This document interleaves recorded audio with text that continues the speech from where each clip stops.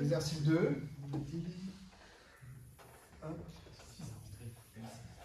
Voilà. Donc là, on a 50 degrés donc pour l'angle C. On a un angle droit ici. Et on a 6 cm sur l'hypoténuse. Et on demande donc de calculer le côté AC. Donc là, quand vous avez affaire à un problème comme ça, d'accord, il faut regarder où est-ce qu'on vous donne les informations et qu'est-ce que vous devez chercher. Et identifier du coup les bons côtés pour pouvoir utiliser la bonne formule. D'accord? Donc si on réfléchit bien, on sait que le cosinus, en gros, c'est le côté adjacent donc, sur l'hypoténuse. On sait que le sinus, c'est le côté opposé sur l'hypoténuse. Alors c'est très schématique. Hein. Et la tangente, c'est l'opposé sur l'adjacent.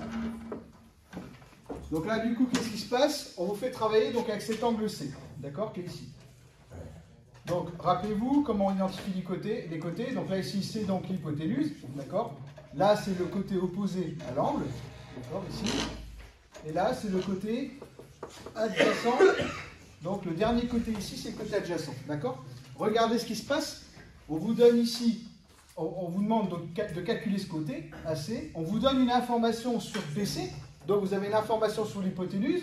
On vous demande le côté adjacent. Et finalement, le côté opposé, ben, on ne s'en occupe pas dans cet exercice-là. Donc si on ne s'occupe pas du côté opposé, ça veut dire que comme le côté opposé, il intervient à la fois dans le sinus et à la fois dans la tangente, comme je n'ai pas d'infos et que je ne cherche rien sur ça, ça veut dire que je ne vais ni utiliser le sinus, ni utiliser la tangente ici. Donc là, il n'y a pas le choix, ça va être le cosinus. D'accord? Donc, alors, je vais écrire les choses correctement.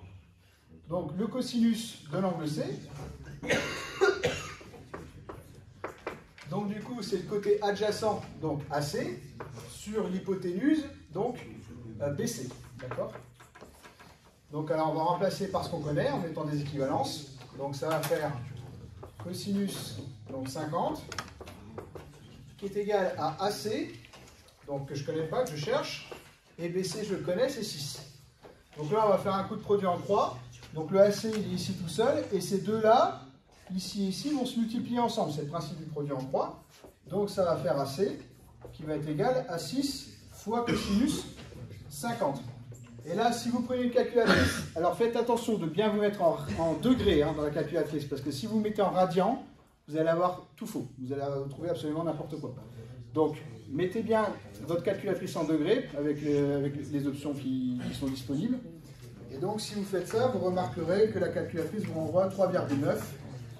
Ce qui veut dire que ce côté ici AC, donc il valait donc 3,9. J'en profite pour corriger l'exercice suivant.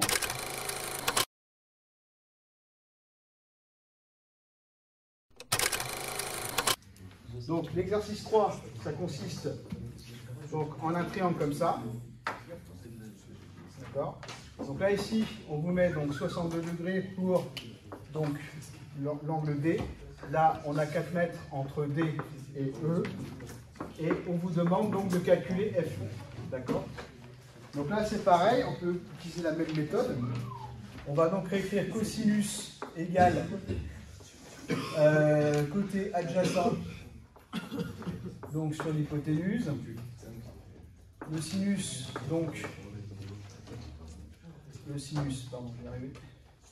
Donc le sinus, donc côté opposé donc sur l'hypoténuse, et la tangente, côté adjacent sur hypoténuse.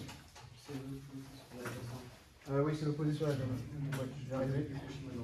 C'est l'opposé sur l'adjacent, merci. Alors, donc j'y vais. Donc on me donne une information. Alors ce côté-là, du coup, donc là j'ai l'hypoténuse. Là ici j'ai forcément le côté opposé.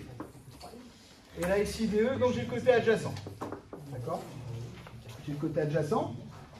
Donc du coup, on me donne une information donc sur le côté adjacent. D'accord? On me donne une information sur le côté opposé. Par contre, j'ai aucune information sur l'hypoténuse et je ne cherche rien. D'accord? Donc du coup, je cherche FE, j'ai l'information sur DE. Donc du coup, l'hypoténuse ne servant pas, je vais donc créer le cosinus et le sinus. Donc je ne me servirai pas d'eux.